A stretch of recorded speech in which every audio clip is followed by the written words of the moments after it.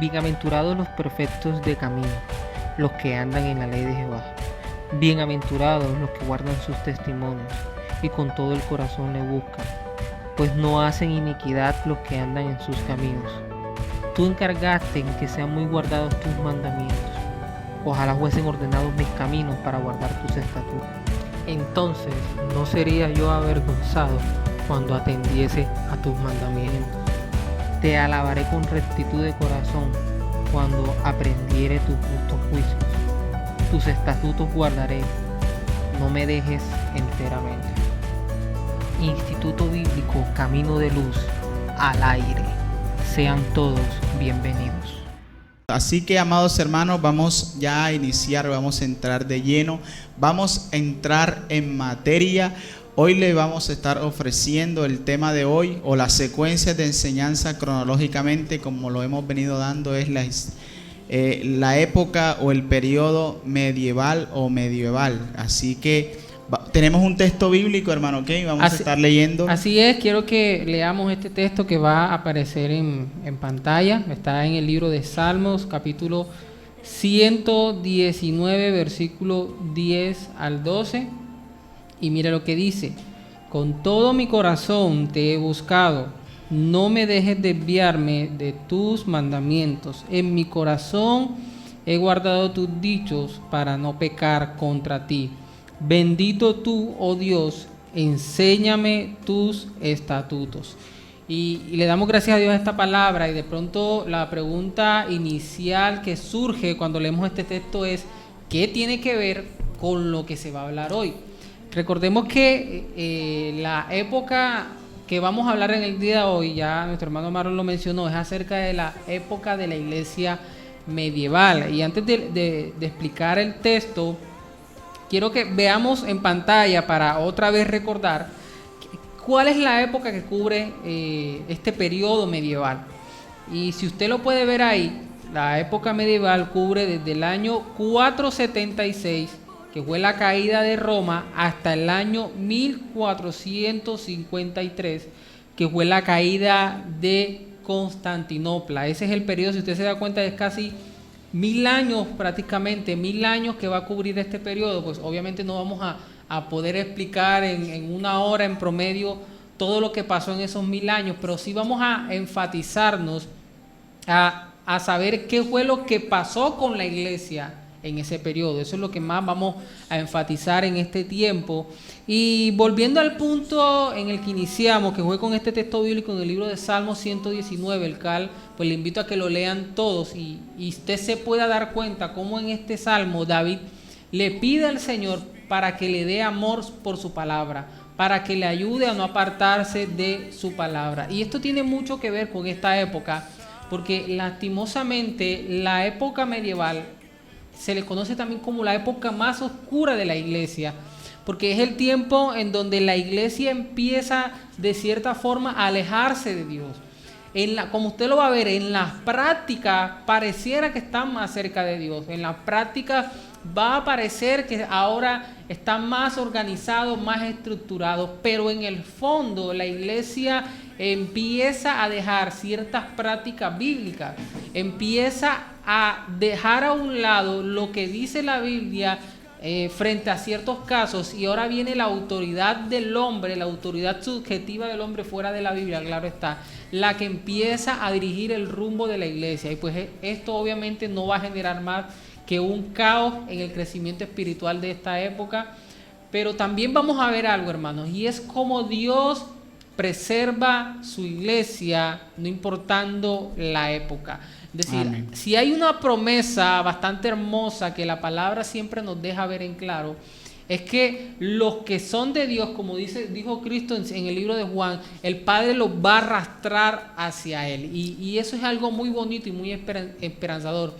Y mucho más para este tiempo, donde la iglesia en su liderazgo a nivel general empieza a separarse de lo que está en la palabra del Señor. Pero al mismo tiempo vamos a ver cómo nacen personas las cuales empiezan a preservar la sana doctrina, empiezan a cuidar la sana doctrina, pero al mismo tiempo empiezan a crear las bases para la época posterior que es la época reformada. Así que no siendo más, vamos a empezar con esta época. Claro. Y lo primero que queremos explicar de esta época es la división del Imperio Romano. Mire que le hablamos que la época medieval cubre desde la caída de Roma hasta la caída de Constantinopla. ¿Esto qué significa? Que el Imperio Romano se dividió en dos. Ahora se va a conocerse como el Imperio Occidental, que la capital va a ser Roma, y por otra parte viene el Imperio Oriental y su capital va a ser Constantinopla.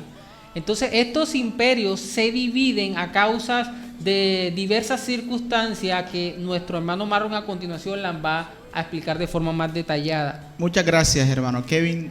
Queremos decirle, amados hermanos, que este periodo que comprende la iglesia medieval desde la caída de Roma hasta la división o el cisma papal o la caída de Constantinopla es un periodo bastante turbulento y de una grande fase espiritual. Queremos decirle que Constantinopla es llamada obviamente por el emperador Constantino, que la conquistó a comienzos del siglo III, y ahí estableció un centro de erudición, por decirlo así. Constantinopla vino a ser una Roma pequeña dentro del mismo imperio romano, pero más adelante vamos a estar hablando qué sucedió y por qué el rompimiento de estas dos ciudades importantes. Vamos a iniciar, como tú lo habías dicho, hermano Kevin, con la caída de Roma. La caída de Roma, habíamos hablado la época apostólica, la iglesia perseguida, la iglesia imperial. Ahora vamos a hablar de la iglesia medieval, y tiene pues como inicio lo que fue la caída de Roma. Voy a estar leyendo un poco, hermano Kevin, mientras que usted nos puede también dar un aporte acerca de lo que fue la caída del Imperio Romano.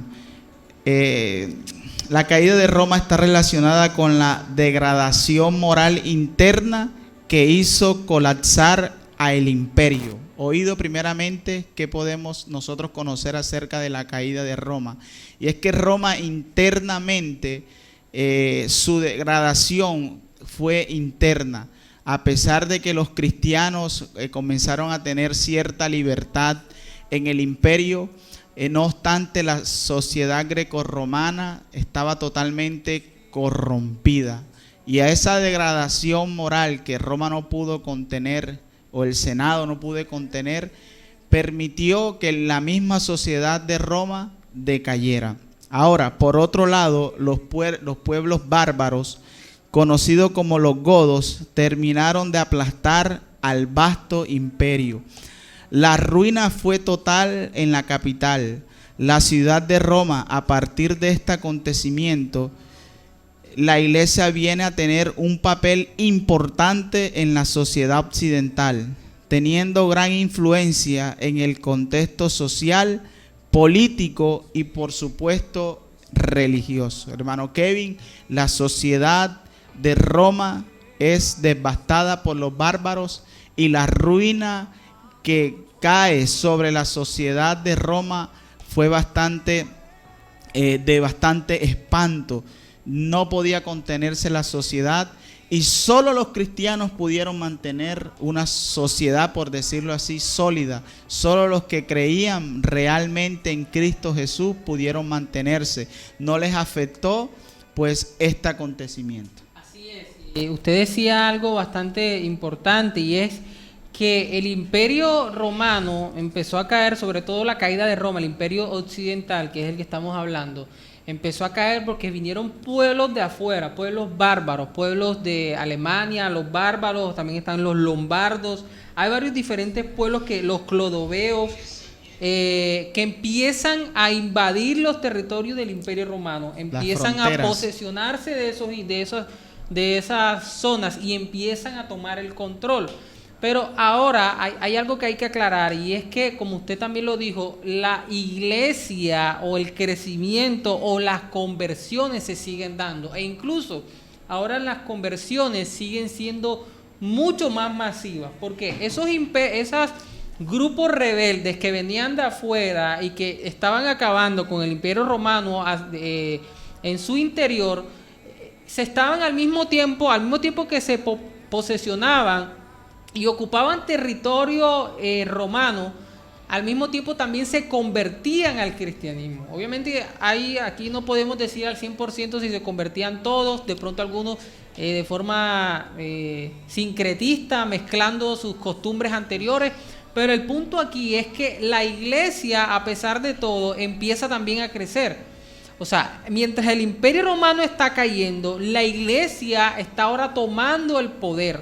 Y eso es lo que de pronto queremos resaltar, y es que un imperio va bajando y la iglesia está creciendo, está tomando el poder, y uno dirá, bueno, wow, la iglesia ahora es la que está gobernando, la iglesia ahora es la que está tomando el control, pero el problema es que en la forma en como la iglesia toma el poder no es la forma correcta, o no era la forma bíblicamente adecuada para ese contexto. Entonces, así es.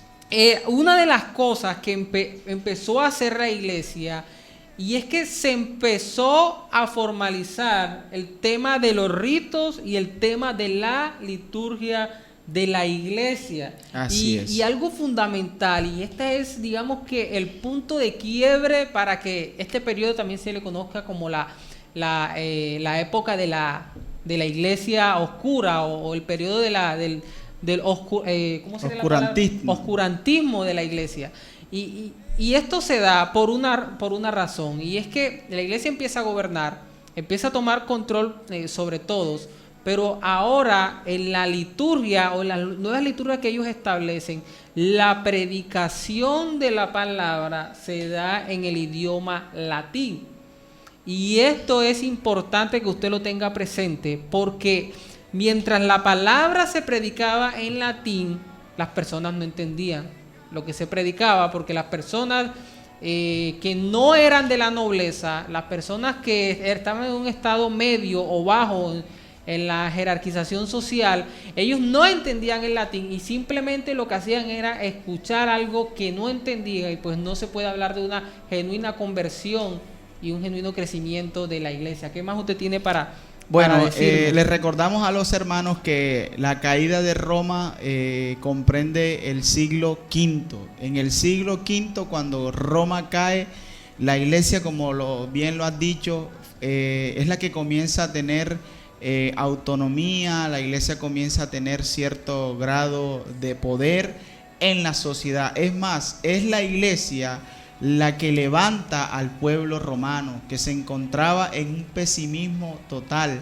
Habían dejado el arte, habían dejado todos los oficios, todo, pero la iglesia es la que sostiene y mantiene a esa sociedad. Pero como tú lo has dicho, que durante este periodo comenzaron a haber ciertos elementos humanísticos en el desarrollo del liderazgo de la iglesia. Ahora, uno de los aspectos que se dieron durante la entrada de que la iglesia comienza a tener el control en Roma es el cambio en la liturgia del culto. Eso comienza a partir del siglo VI.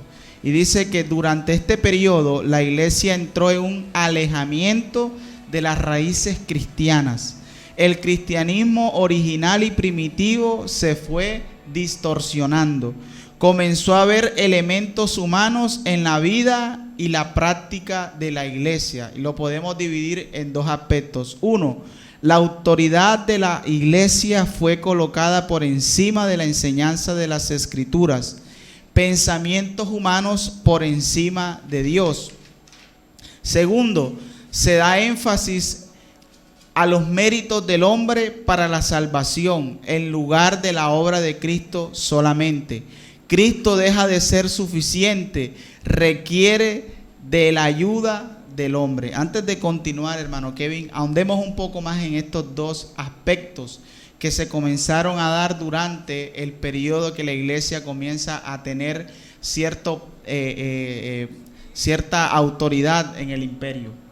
Estos dos puntos, mira el primero: la autoridad de la iglesia fue colocada por encima de la enseñanza de las escrituras. pensamientos humanos por encima de Dios. ¿Qué podemos ahondar de eso? ¿Será que en este tiempo se puede relacionar? Por supuesto, y es algo bastante que como iglesia debemos de estar muy atentos a todo este tipo de pensamientos humanos que no van a favor no van a favor de lo que está en la palabra, sino que a veces tienen una buena intención, pero van en contra de lo que está en la palabra del Señor. Y pues hay que estar bastante atentos, porque esto es algo que afecta como tal la iglesia en esta época, porque inmediatamente cuando una iglesia se empieza a alejar de la palabra, al mismo tiempo se está empezando a alejar de Cristo. De Cristo, así es. Y creo que cuando la iglesia se aleja de la palabra, inmediatamente va a perder su poder y su eficacia en el evangelio. Así es, en la predicación Así es. genuina del evangelio. Y segundo, se da énfasis a los méritos del hombre para la salvación, en lugar de la obra de Cristo solamente. Cristo deja ser suficiente, requiere de la ayuda del hombre. Así es, y esto va en contrario a lo que dice 1 Corintios 12, que dice que por medio de la predicación a Dios le plació convertir a las almas. Estoy parafraseando un poco. Entonces, si Cristo no es suficiente, Cristo que es la palabra no es suficiente, entonces de cierta forma estamos diciendo de que el sacrificio de Cristo no fue perfecto.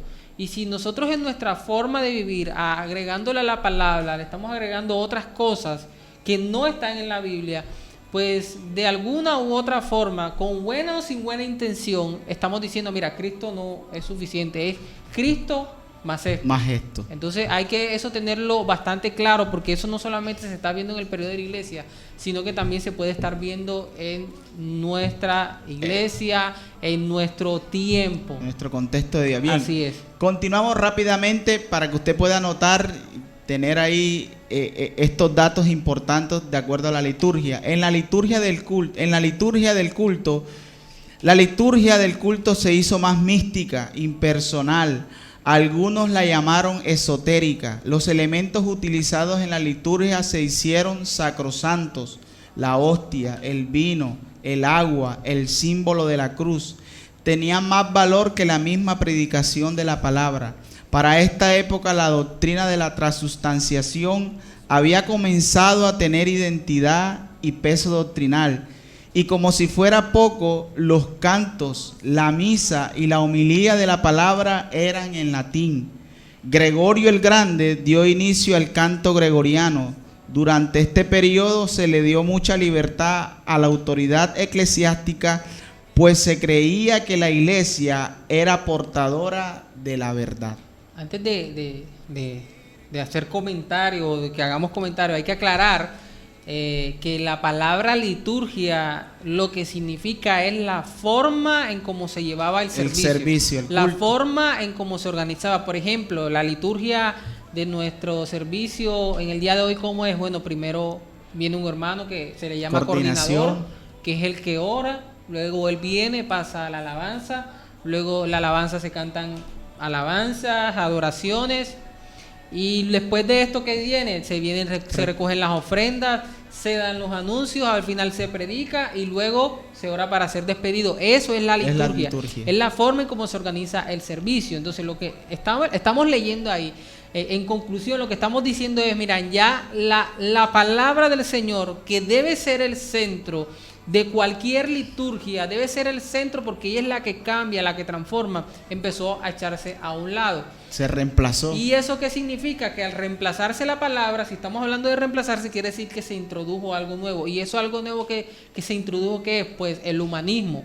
Que el humanismo no es más que un conceptos del hombre, subjetivo del hombre, con base a lo que él piensa, lo que él considera y lo que él incluso puede sentir. Así es. Entonces, eso fue lo que pasó en esta época. La liturgia empezó a darle la espalda a lo que está en la palabra de Dios y prevalece más un interés por controlar a las personas que un interés por formar a las personas conforme a la imagen de Cristo. De Cristo. Y antes de pasar a lo que, pues, porque hay mucho que decir, para que le puedas explicar un poco también, Kevin, qué es la doctrina de la transustanciación. ¿Qué se puede entender con eso para que el oyente pueda quedar claro? Así es. Bueno, la doctrina de la sustantación es la que dice de que cuando nosotros participamos en la Santa Cena o en la Cena del Señor, que es un mandato bíblico, esta doctrina lo que dice es que cada vez que nosotros comemos el pan y tomamos el vino, estamos tomando la sangre de Cristo literal y estamos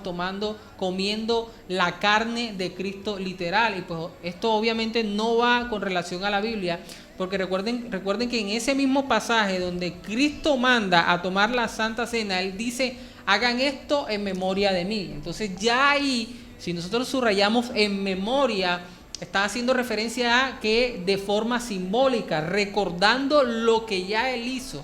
Pero esta doctrina de la sustantación pretende enseñar que al hacer esto estamos tomando la sangre de Cristo literal, o sea, no en memoria sino literal. Lo mismo que el pan, estamos comiendo la carne de Cristo literal. Y esto no es compatible con lo que está en la palabra del Señor, porque sencillamente si yo creo esto, entonces estoy diciendo que cada vez que en la iglesia donde yo me congrego estoy sacrificando a Cristo todos los días que se haga la cena del Señor. Kevin, y bueno, para terminar ya y cerrar este capítulo de la liturgia, los cantos gregorianos reemplazaron los cantos de salterio, los que la iglesia comúnmente cuando se reunía en las catacumbas, los himnos cantaban y adoraban, que tenían un carácter cristológico, fueron reemplazados, hermano Kevin, por un canto más místico, un canto impersonal, que mostraba un Dios impersonal, y la iglesia comenzó a entrar en una decadencia religiosa. Es decir, y esto es sorprendente porque uno ve la historia y uno dice, está pasando lo mismo. Creo que algo así también está pasando con la música y quizás no podemos profundizar, pero así como en ese tiempo la música empezó a convertirse en algo más místico, más sensitivo, más emocional, del mismo modo en el tiempo de la iglesia medieval estaba pasando lo mismo. Ya no empezó, el centro de la canción no empezó a ser la letra, sino que empezó a hacer los sonidos, empezó a hacer cierto otro tipo de sonidos, de elementos y le quitaban poder o le quitaban prevalencia a la letra como tal, que lo que se busca cuando nosotros cantamos es hacerlo glorificando conforme a la palabra de Dios. Solo un dato muy importante para resumir, mire los salmos son cánticos. Y el 75% de los salmos hablan de los atributos de Dios. Es decir, el libro, si usted quiere conocer los atributos de Dios, le invito a que se vean las clases virtuales donde hablamos de los atributos de Dios. Pero además de eso, léase salmos.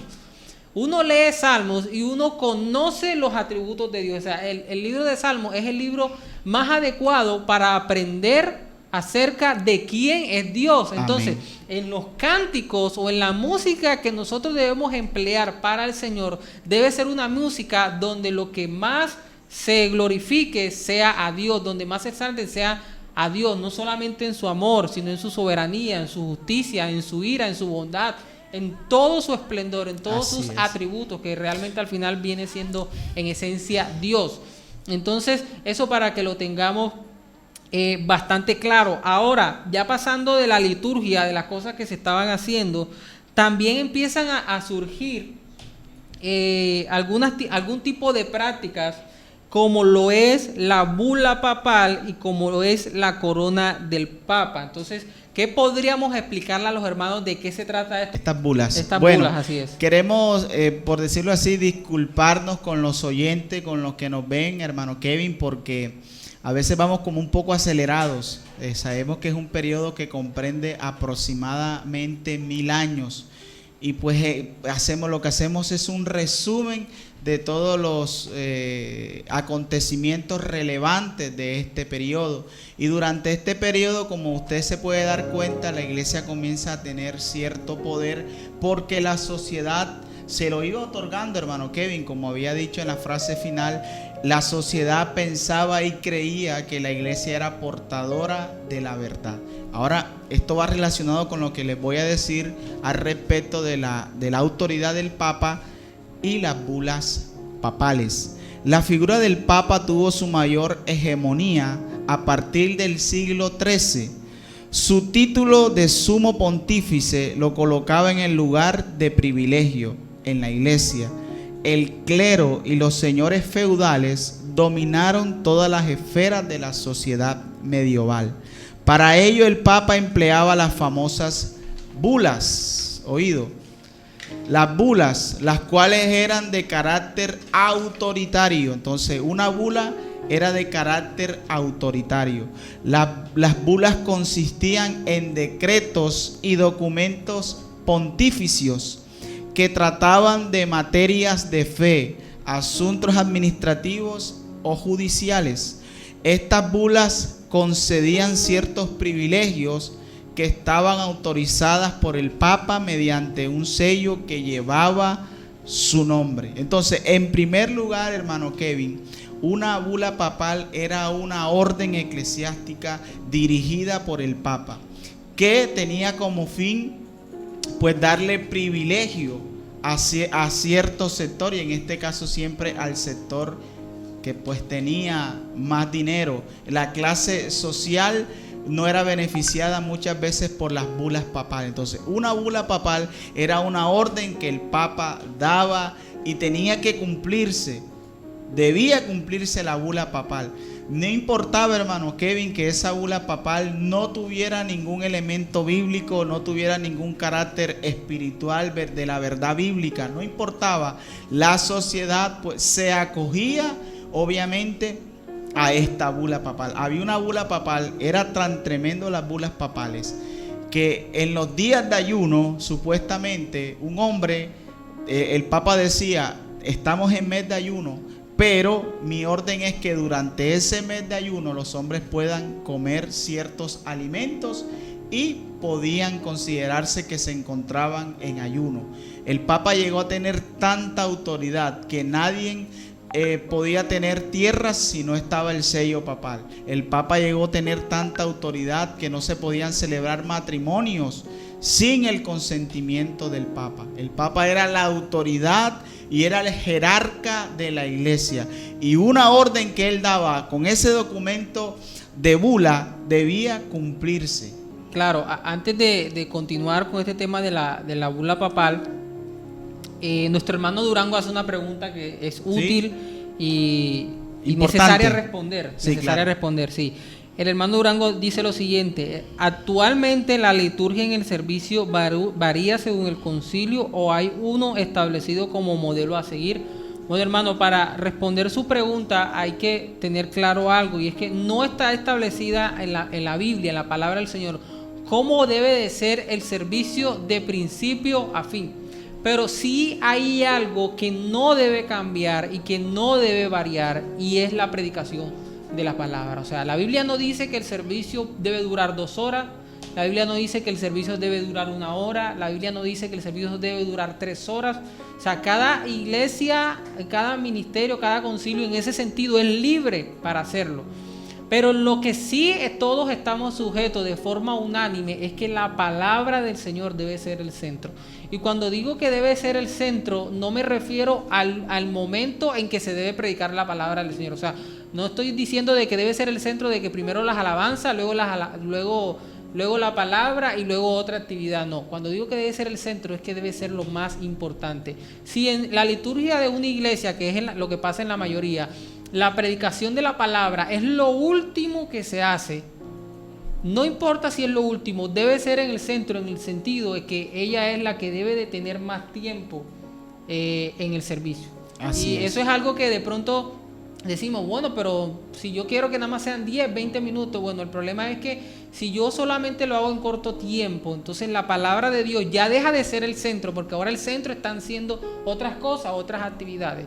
Y si la palabra de Dios no es el centro, y es por medio de la palabra del Señor que las personas son cambiadas y son transformadas, y no es el centro, ¿cómo podemos esperar que en esa iglesia haya una transformación y un cambio genuino si la palabra no es el centro. Entonces, en conclusión, hermano, cada iglesia tiene el derecho de hacerlo en el tiempo que ella quiera, de la forma que ella quiera, pero lo más importante es la palabra del Señor. Incluso en las alabanzas, lo más importante debe ser de que esas alabanzas sean palabra del Señor. Como una vez dijo alguien, que cuando alguien cante esa alabanza o esa oración, el pueblo esté sintiendo que se le está predicando de forma cantada. Amén. Entonces, eso para que lo tengamos bastante claro. Buena pregunta de nuestro hermano Así Hernán es. Durango. Y le recordamos y aprovechamos, cualquier hermano que tenga alguna pregunta también puede hacerlo, y con el mayor de los gustos, si el Señor lo permite, también estaremos atendiendo respondiendo a su pregunta. Bien, hermano Kevin, continuamos. Ya hemos hablado acerca de lo que eran las bulas papales. Era un documento, donde el Papa daba una orden y esta orden pues se cumplía por encima de cualquier cosa. Ahora bien, otro aspecto del pontificiado de esa época era la corona del Papa, también conocida como la tiara, que comenzó a usarse en el siglo XIV. Esta triple corona simbolizaba la soberanía papal sobre los estados pontificios, la supremacía sobre el poder temporal y la autoridad moral sobre la humanidad. Y quiero decir algo importante, hermano Kevin. Tuvo tanta trascendencia la corona del Papa que para los tiempos de Lutero había que pagarle diezmo a la corona del Papa. Para los tiempos de Lutero, aquel que ofendía la corona del Papa, esta persona era condenada inmediatamente al infierno. Aquel que veneraba y aquel que oraba en nombre de la corona del Papa era salvo. Entonces aquí tenemos, hermano Kevin, toda una distorsión teológica y doctrinal en donde la iglesia decayó. ¿Por qué? Porque su dogmatismo tuvo más hegemonía en lo que fue la palabra de Dios. Así es, ya lo hemos dicho en varias circunstancias, en varias ocasiones, y es que valía más lo que decía el Papa que la misma palabra del Señor. Al punto que, hermano, si usted ve a lo largo de la historia, cuando a María se le atribuye su virginidad perpetua, se le atribuye que es la madre de Dios, se le atribuye que es inmaculada, todo esto no está en la Biblia. Todo esto es atribuido porque un papa lo dijo, y como el papa lo dijo y eso está por encima de la palabra del Señor, entonces eso es cierto para ellos. Y eso es lo que de pronto marca o enmarca la diferencia que nosotros tenemos con la iglesia tradicional, y es que nosotros ponemos por encima de todas las cosas lo que dice la palabra de Dios, cómo hay que liderar, cómo hay que predicar, cómo hay que vivir, cómo hay que liderar, cómo hay que presidir. Así es, cómo tenemos que hacer las cosas. Todo es con base a la palabra del Señor. Entonces, eso para que lo tengamos muy en cuenta. Ahora, hay algo que no hemos mencionado y que creemos que es lo más fuerte que pudo haber existido en esta época. Y es que fue en esta época medieval donde se dio lo que se le llama como la Santa Inquisición. Y para resumirles lo que era la Santa Inquisición, era una institución que se encargaba de castigar a los que ellos consideraban herejes. Entonces, si alguien no hacía caso a lo que decía el Papa, si alguien no quería hacer lo que la iglesia ordenaba, obviamente esto fuera de lo que está en la Biblia, si alguien quería hacer eso, entonces la Santa Inquisición, como se le llamó, ellos castigaban a los herejes. La más leve podría ser que eran excomulgados, es decir, si alguien venía y predicaba algo en contra de lo que decía el Papa, la iglesia, por medio de esta institución llamada la Santa Inquisición, podían expulsar a esa persona. Y el peor de los casos es que podían quitarle la vida, que era lo que más se daba. Siendo esto incluso no solamente con la misma iglesia o con aspectos teológicos, sino también con aspectos que tienen que ver con la tierra. Recordemos a ese científico que decía de que ya la tierra no era el centro de la tierra, del planeta, del universo. Y por esa razón la iglesia, ¿qué hizo? Lo tomó y lo castigó y lo mató. Lo amenazó con quitarle la vida. Incluso le quitaron todos sus escritos y lo quemaron. Entonces eso es para que nosotros tengamos en cuenta que la Santa Inquisición trataba de eso, de castigar a todo aquel que iba en contra de lo que ellos pensaban. Y digo en contra de ellos porque no siempre era en contra de lo que estaba en la palabra del Señor. Incluso los animales también eran consecuencia de esta Santa Inquisición. Así es. Porque si se descubría que se usó un gato para hacer cierto tipo de hechicería o brujería, ese gato también le quitaban la vida. Si se usó un caballo para hacer cierto tipo de hechicería o de brujería, a ese caballo también se le quitaba la vida. Entonces vemos por qué a este periodo se le llama el periodo oscuro de la iglesia, y es por esta misma razón, porque ya la iglesia empezó a desviarse completamente y empezó a ser el centro los pensamientos humanos. Y aquí quiero hacer un paréntesis para mostrar algo que dice en Proverbio, y es que Proverbio dice que engañoso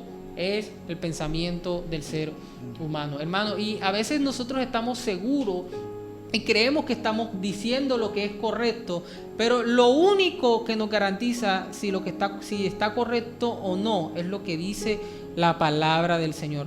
En ocasiones nosotros nos podemos sentir 100% seguros que lo que yo hago o digo está bien.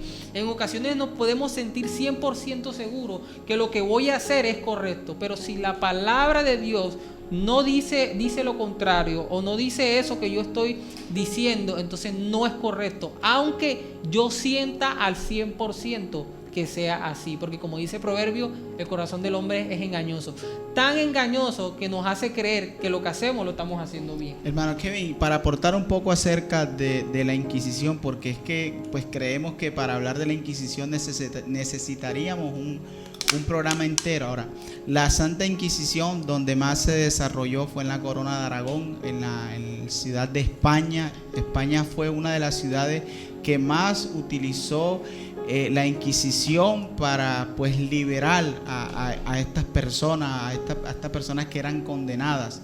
Ahora bien, el aparato que utilizaba la iglesia para reprimir a aquellos que supuestamente eran herejes era la Santa Inquisición.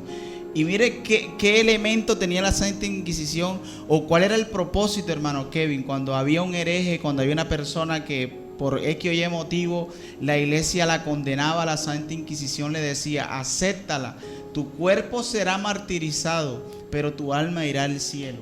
Entonces aquí tenemos, amados hermanos,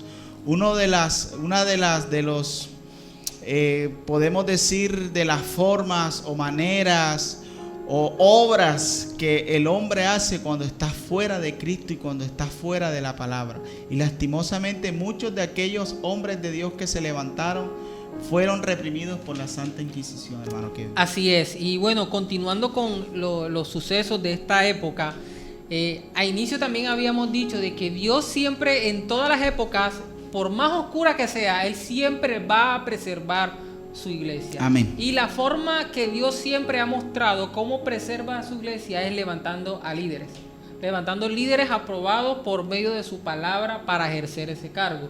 Y esta época no fue la excepción. Dios siguió levantando líderes. Si usted se ha dado cuenta, siempre en cada episodio o en cada clase que estamos dando, siempre estamos mencionando ciertos hombres ejemplares que lideraron la iglesia de alguna u otra manera.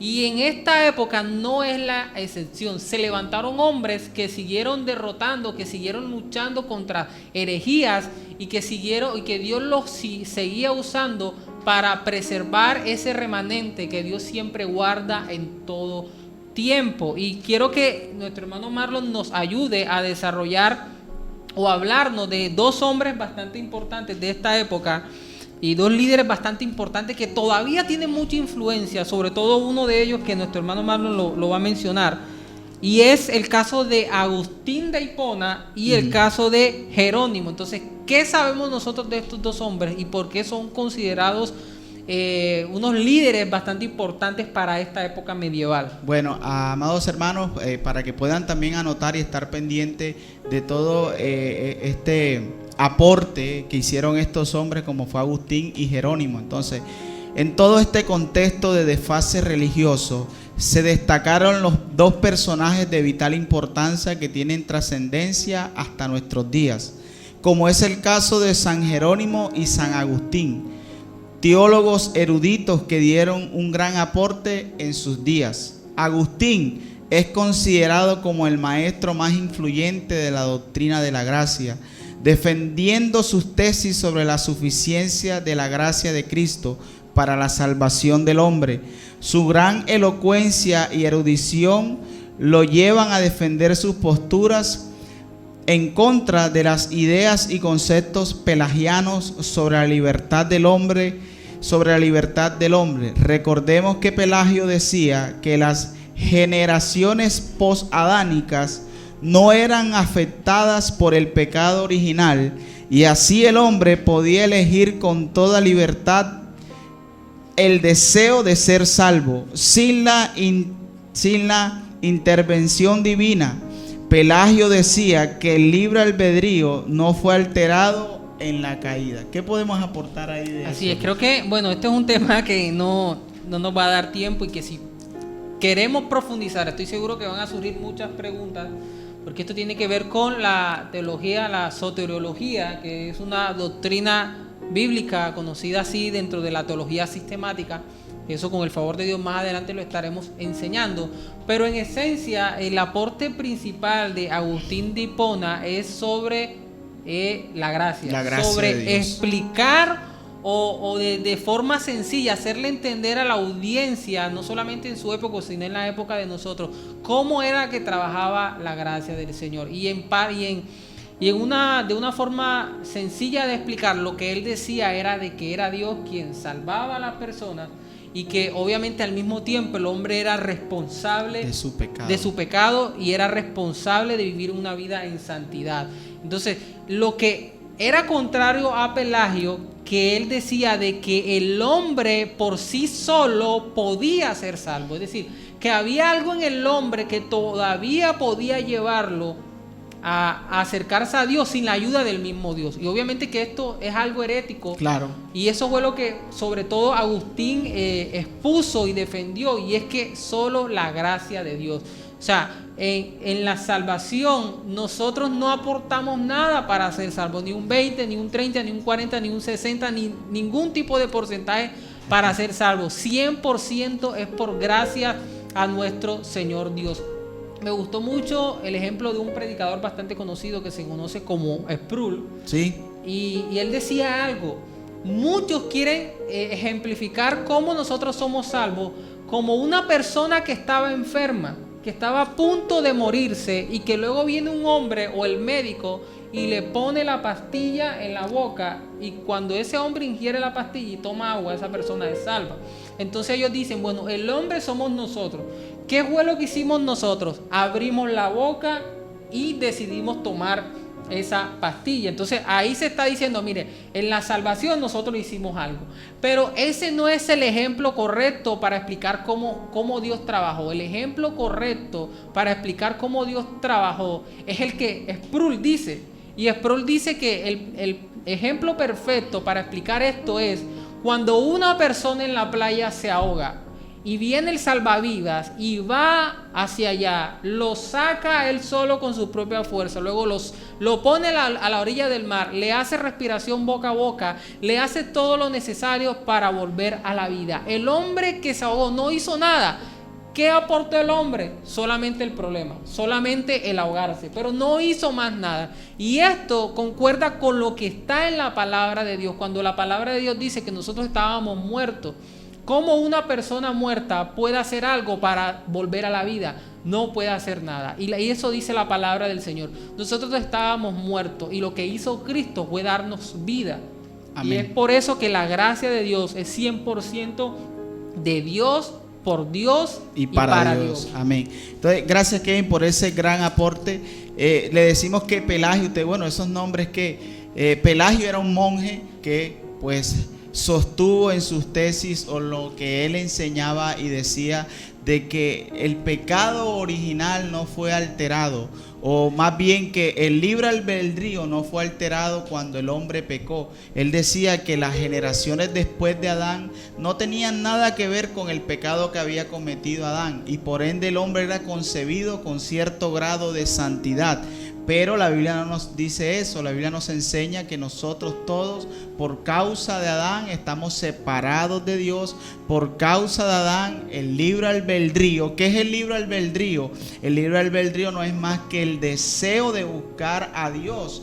El hombre tiene cierta facultad para buscar a Dios, tiene una libertad, pero cuando el hombre peca, obviamente tiene libertad, pero sigue esclavo. Ahora sus deseos siempre son al mal.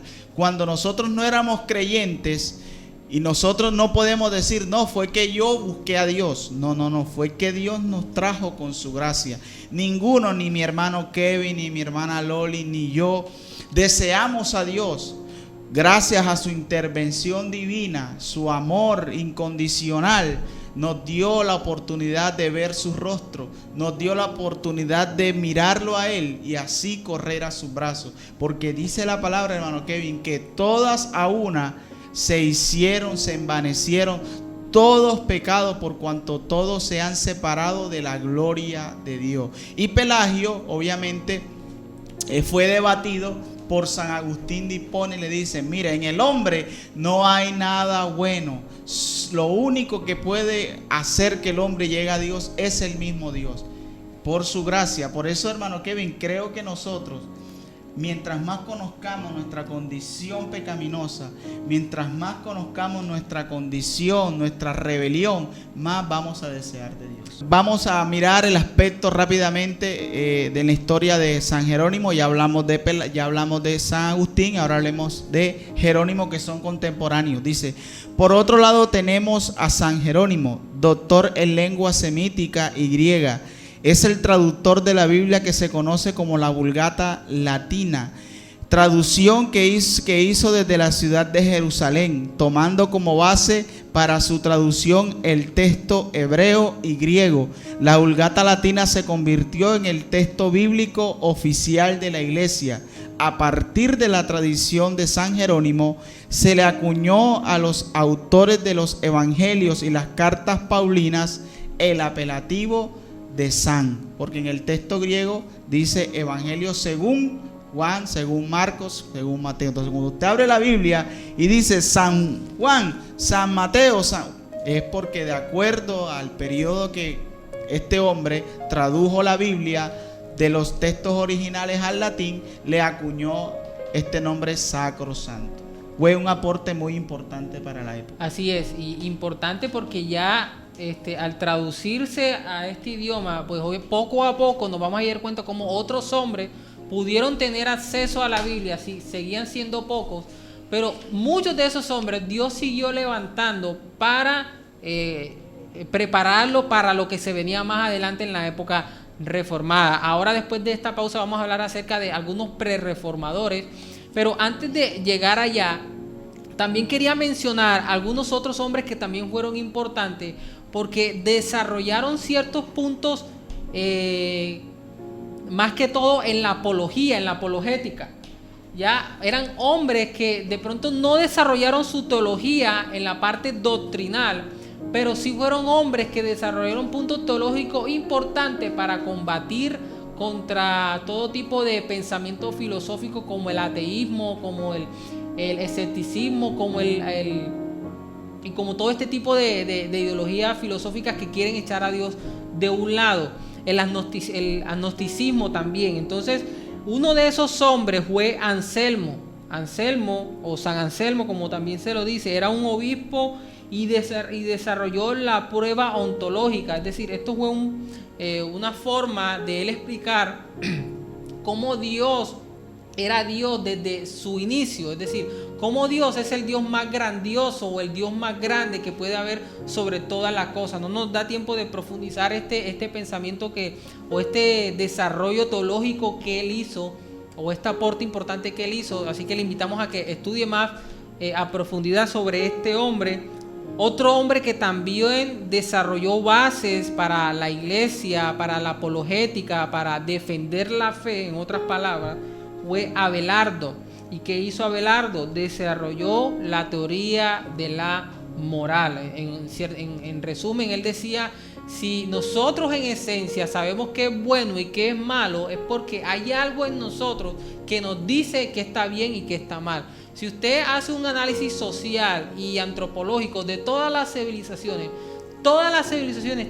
tienen algo en común, es que todas acusan o todas castigan el robo, el asesinato, el adulterio y todo este tipo de pecados. ¿Y por qué pasa eso? Bueno, porque todos, como dice Romano, todos en esencia sabemos que hay un Dios. Y eso era lo que Abelardo decía. Nosotros en esencia sabemos qué es lo bueno y qué es lo malo, porque dentro de nosotros está Dios quien nos los hace saber. Y otro hombre que la verdad quisiéramos tener más tiempo para desarrollar sus puntos apologéticos fue Tomás de Aquino. ¿Qué hizo Tomás de Aquino? Bueno, Tomás de Aquino realizó o hizo una tesis, por así decirlo, donde creó 5 argumentos para demostrar que Dios sí era real. Él hizo 5 argumentos para demostrar que Dios era real. Y esto es importante porque muchos apologistas cristianos hoy que debaten contra ateos, que debaten contra agnósticos, contra escépticos, usan las bases que ya él sentó. Los argumentos que ya él sentó. Solamente los voy a leer. El primer argumento es el del movimiento, el segundo argumento es el de la contingencia, el tercer argumento de la causa y el efecto, el cuarto argumento se le llama el argumento de la gradación y el quinto argumento que se le llama el diseño del universo. Le invitamos a que de una forma autodidacta usted profundice más acerca de este tema, ya que pues por medio de este medio no tenemos el tiempo suficiente para profundizar. Pero queríamos dejarle sentados estos puntos o estos hombres para que usted también sea consciente de que en esta época también nacieron hombres que empezaron a defender la fe. Así que vamos a continuar con este hermoso programa, La Iglesia Medieval. Y creo, hermano Kevin, que el desfase o la ruina, o no sé ni cómo decir, todo este periodo oscuro de la iglesia, donde lo llevó, fue por causa del alejamiento de la palabra de Dios. Al la iglesia tomar el control y el poder, siendo la iglesia la constitución de toda Europa, que estaba por encima de la palabra de Dios, los elementos humanos prevalecieron sobre la Biblia, y esto trajo grandes reprensiones para la iglesia. Pero no obstante, hubieron hombres que Dios preservó, que se pararon, por decirlo así, en la brecha, se mantuvieron fieles a Dios, diciendo de que la Biblia es nuestra autoridad para llegar a Dios, como es el caso de John Wycliffe y John Hus. Nuestro hermano Kevin va a estar dando un aporte de quiénes fueron estos hombres que se levantaron durante el periodo de la iglesia medieval. Así es, continuando con usted dice, ya aquí dentro de la época medieval, que es la época oscura de la iglesia, ya finalizando esta época, es decir, en el siglo XV aproximadamente, surgen 2 grandes hombres, que ya usted dijo, Wycliffe y Hus. Y estos 2 hombres tienen algo importante que hacer, y es que ellos empiezan a crear las bases para el resurgimiento de una iglesia bíblica. Amén. Podríamos llamarlo así. Sí. Recuerden que ya la iglesia estaba completamente fuera de lo que decía la palabra, no tenía en cuenta lo que estaba en la palabra de Dios, pero a finales de la época medieval, estos 2 hombres surgen y empiezan a crear las bases para lo que se viene en la época reformada. Por eso esta época en donde está finalizando la época medieval también se le conoce como la época de la prerreforma, o se le conocen como los prerreformadores, porque surgieron antes de la época de la reforma. Y quiero hacer una pequeña biografía, por así decirlo, de lo que ellos hicieron y de quiénes fueron. Entonces quiero empezar primero por Wycliffe. Él nació en el año 1330 y murió en el año 1384. Y uno de los aportes importantes que hizo este hombre fue que tradujo la Biblia al inglés. Él tradujo la Biblia al inglés. Y lo interesante de este hombre es que la Biblia solo se encontraba en latín y no había imprenta. Es decir, que este hombre hizo el gran esfuerzo de traducir toda la Biblia al inglés. ¿Y esto qué significa? Que ahora no solamente el clero, no solamente el papa, no solamente los obispos o la clase alta de la iglesia católica era la que iba a tomar el control, sino que ahora, al traducirla al inglés, entonces muchos otros hombres iban a tener acceso ¿a qué? A la palabra del Señor. Las clases sociales más bajas. Así es. Y entonces él, en su teología que empezó a desarrollar, empezó en medio de esa teología, empezó a acusar fuertemente lo que estaba haciendo la iglesia católica. Y una de las cosas que él decía era lo siguiente: todos somos sacerdotes y no necesitamos intermediarios. Recuerden que la iglesia en esa época también tenía una práctica bastante común, y era que el sacerdote, y todavía lo sigue teniendo, el sacerdote era el intermediario de las personas por sus pecados. O sea, el sacerdote tenía la autoridad de decir: mira, yo perdono tus pecados te son perdonados. Autoridad que bíblicamente solamente se le concede a nuestro Señor Jesucristo. Y Wycliffe fue en contra de eso. Wycliffe fue en contra de esa idea herética que la Iglesia Católica estaba presentando. Y no importando las consecuencias, así lo predicó y así lo clamó. Otra cosa que se decía de él es de que él ponía por encima lo que decía la Biblia, no importando la tradición de esa época. Él primero, y lo más importante, era lo que estaba en la palabra del Señor. Amén. Y creo que estamos en un tiempo parecido, hermano Marlon, porque estamos en una época donde a veces, por tener un sentido de aprobación, o a veces por sentido de aprobación, aceptamos cosas no porque están en la palabra, sino porque hay un grupo de gente que lo está diciendo.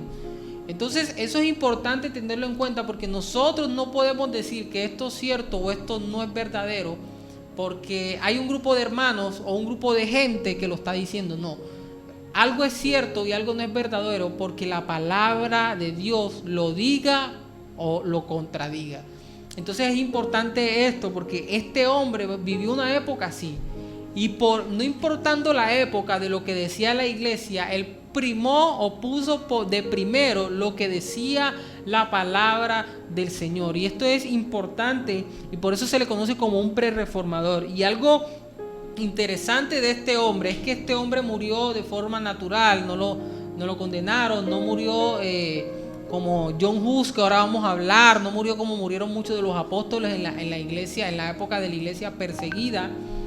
Pero hay algo importante, y es que después de él morir, cierto tiempo después, la iglesia católica, en un acto simbólico, sacó los huesos de él de la tumba, sacó los huesos y los quemó. Con el propósito de decir de que todo lo que él argumentaba era herético y todo lo que él argumentaba era incorrecto. Pero todos sabemos que no era así. Todos sabemos que lo que él decía era a favor de lo que estaba en la palabra del Señor. ¿Qué más usted puede decir de esto? Bueno, rápidamente, hermano Kevin, de verdad que la historia de John Wycliffe, nos damos cuenta de que ya hombres estaban dando las primeras voces de reforma. Así como Wycliffe, también estuvo Pedro Baldo en Francia. A ellos se les catalogó como los valdenses. También tuvieron una oportunidad de leer la Biblia en su lengua vernácula. Y Wycliffe era un monje de la Universidad de Oxford y era un teólogo de la palabra de Dios. Y él se dio cuenta que la práctica de la iglesia no concordaba con la enseñanza bíblica. Y es el problema que estamos teniendo hoy, hermano Kevin, en nuestro contexto actual, que muchas de las cosas que nosotros hacemos, vivimos evangélicamente, por llamarlo de esta manera, muchas veces no concuerdan con el mensaje genuino de la palabra de Dios. Y Wycliffe se levantó la voz en Inglaterra. No era fácil levantar esa voz porque la iglesia era omnipotente en Europa y obviamente la Inquisición amenazaba a todo aquel que se levantara en contra de la enseñanza de la iglesia. Recordemos que era la iglesia la que daba por hecho la palabra o cómo se debía vivir el cristianismo. Así es, y ya terminando ya, hablamos de otro hombre también, conocido como Juan Hus, o como su nombre en inglés, John Hus.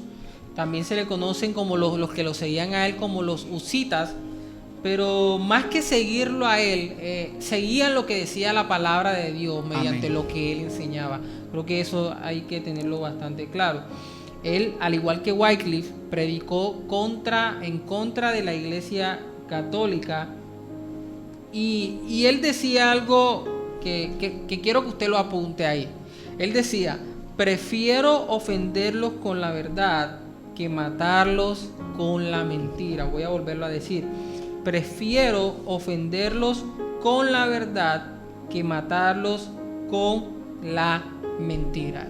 Y esta frase me gusta mucho porque todavía tiene mucha vigencia hoy. Claro que sí. Y es que a veces en nuestra época, por miedo al que dirán o al que nos van a hacer, por medio a todas estas cosas, a veces nos da miedo proclamar la palabra de la forma bíblicamente correcta, y a veces tenemos como que la tendencia de acomodar lo que está en la Biblia con conductas de ciertas personas.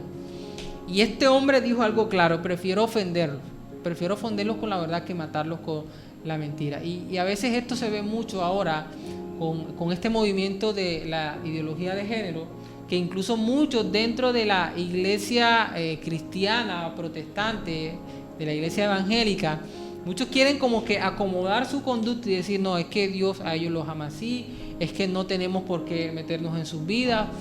Pero hermano, a veces no decir nada es hacerle un daño a esa persona. No, es que hay que amarlos como son. El problema es que si yo amo a esa persona que está viviendo de esa forma, no solamente un homosexual, sino un adúltero, o un fornicario, o un mentiroso, o un ladrón, yo no lo amo no diciéndole nada y dejándolo vivir así. ¿Y por qué no lo amo? Porque yo sé que en la Biblia hay un futuro para ellos que no es agradable, que es la condenación eterna.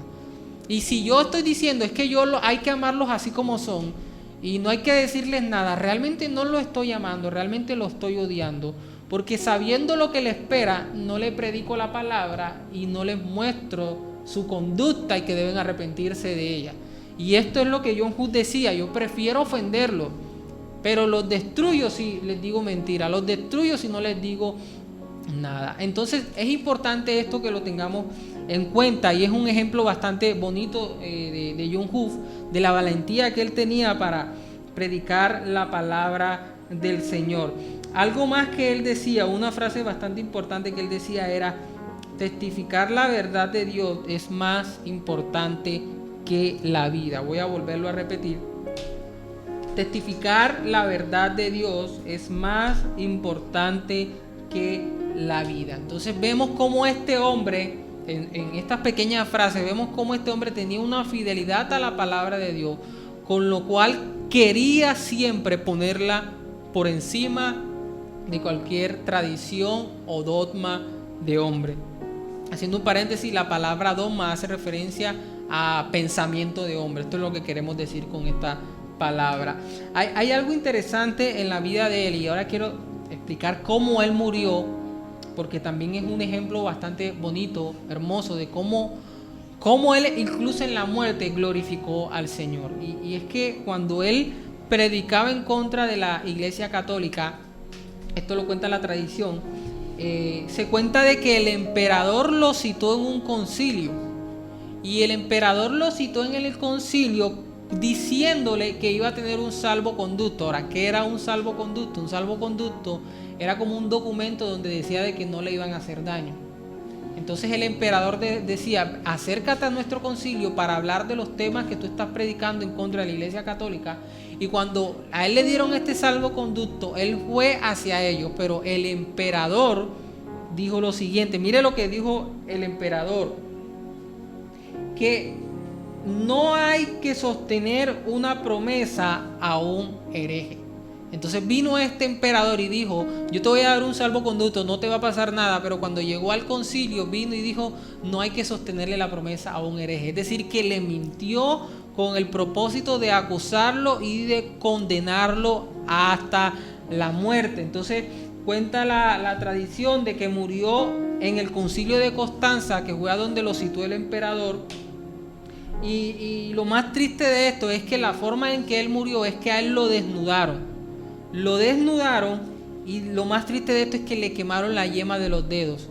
Y luego lo llevaron arrastrado hacia el lugar donde lo iban a ejecutar, y en el lugar donde lo colocaron, lo amarraron y lo quemaron vivo. Pero lo más hermoso de esto es que mientras a él lo quemaban, él estaba cantándole al Señor. Cuenta la tradición de que mientras él moría, él cantaba adoración al Señor. Y hay algo que él le dijo al emperador que es bastante importante, y quiero que esto lo diga mi hermano Marlon, que era lo que John Hus le dijo al emperador. De verdad que es muy conmovedor la historia de estos valientes de la fe que se atrevieron a desafiar a un imperio, Kevin. No desafiar a uno o a dos, era desafiar a casi todo Occidente y decirles que su conducta no estaba de acuerdo a la voluntad de Dios. John Hus fue martirizado. Este hombre era de Checoslovaquia, un hombre, un erudito, un gran elocuente. Se dice que en sus debates, después que fue condenado a muerte, en sus martirios, él dijo: hoy estás quemando a un gusano, pero durante 100 años un cisne te hará pedazos.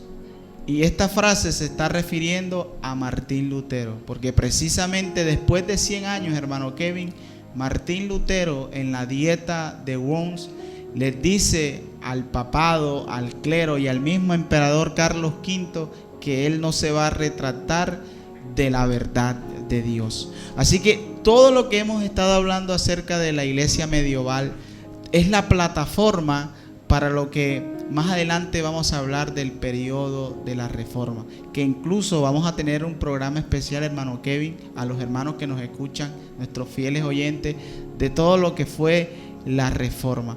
Así que, amados hermanos, ¿qué estamos viendo en resumen todo esto?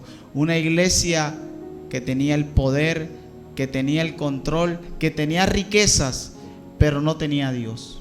Así es, y es lo más importante, amados hermanos. Creo que con esta época vemos cómo la iglesia se desvió, al mismo tiempo vemos cómo Dios preservó a la iglesia, cómo Dios levantó líderes fieles a su palabra para que sigan proclamándola de forma genuina. Y creo que este es un llamado para todos nosotros. Si usted aún sigue ahí viéndonos, si usted aún sigue ahí escuchando la palabra del Señor, es porque el Señor nos quiere decir en el día de hoy: es importante que nosotros nos levantemos para proclamar la palabra de Dios, no para que nosotros seamos el centro, no para que nosotros seamos exaltados, sino para que la palabra de Dios sea el centro. Hay una reflexión bastante hermosa, creo que me da tiempo para darla. Dale. Sí, claro. Me voy a ir más adelante, pero esta reflexión tiene mucho que ver con lo que estamos hablando hoy. Y es la reflexión de un hombre llamado Spurgeon, en la época de Spurgeon. Sí, claro. Más adelante podremos tocar, o es probable en la época de la iglesia contemporánea estaremos hablando de él, si Dios lo permite. Este hombre llamado Spurgeon era un gran teólogo, un predicador de sana doctrina. Él era de Inglaterra. Y en la misma época en la que él vivía, había otro predicador. Entonces eran los dos predicadores más famosos de la época. Estaba Spurgeon y estaba el otro predicador famoso.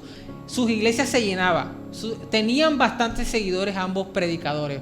Pero cuenta la historia, y esto es algo real, de que cierto hombre visitó a Inglaterra, donde tenía un amigo que también eran cristianos. Y este hombre que visitó Inglaterra le dijo a su amigo: mira, yo quiero visitar la iglesia de Spurgeon, pero también quiero visitar la iglesia de este predicador. Y cuenta la historia de que este hombre le dijo: bueno, está bien, vamos a ir hoy a la casa de ese predicador y mañana vamos a ir a la casa, a la iglesia de Spurgeon. Y cuenta de que cuando él fue a la iglesia de ese predicador, él va a la iglesia, se congrega, y luego cuando sale, el amigo le dice: cuéntame, ¿qué te pareció la iglesia? ¿Qué te pareció el servicio? Y él lo que él hizo fue que hizo una expresión de alegría diciendo: wow, qué grande es este predicador, pero qué forma de predicar la palabra, qué forma de expresar lo que está en la Biblia, qué forma de hablar, cómo hablaba, cómo hacía que la gente estuviese concentrada, Qué gran talento tenía este hombre, maravilloso lo que Dios hace a través de la vida de este hombre. Entonces le gustó tanto que él dijo, ¿sabes qué? Mañana no vayamos donde Spurgeon, vamos a seguir yendo a esta iglesia. Y él le dijo, no, mañana vamos a ir donde Spurgeon y quiero que tú hagas las conclusiones, pero dijimos que hoy ibas a ir donde él, mañana ves donde Spurgeon ahora. Y él dijo, está bien, me gustó mucho este predicador y no quisiera seguir asistiendo acá, pero ahora vamos a ir donde Spurgeon, como lo había prometido. Y el día siguiente él va donde Spurgeon y escucha la predicación.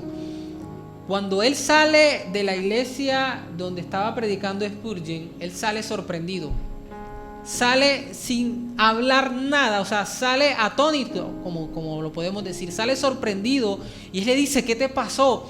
¿Qué te pareció esta iglesia? ¿Qué te pareció cómo predicaba Spurgeon? Y este hombre solamente dijo las siguientes palabras: wow, qué grande es Dios, qué grande es el Señor. Y la reflexión o lo que quiero enseñar en este tiempo es que vamos a encontrar estos dos tipos de predicadores. Uno que va a querer ser el centro de atención, pero vamos a encontrar otro donde el centro de atención que él quiere que sea va a ser el Señor. Spurgeon representa a ese tipo de predicación o a ese tipo de hermanos que buscan que el Señor sea glorificado. Y esa es la reflexión que quería mostrarles, hermanos. Y es lo importante que en nuestra vida como cristianos, que en nuestra congregación, el centro sea la palabra de Dios. El pensamiento del hombre nos puede cautivar. El pensamiento del hombre nos puede enamorar, la forma como habla, la forma en como quizás nos lleve a un estado de emoción. Eso lo puede hacer el hombre con sus talentos, pero solamente la palabra de Dios es la única que nos va a cambiar de adentro. Y solamente la palabra de Dios es la única que debe ser nuestra base para crecer.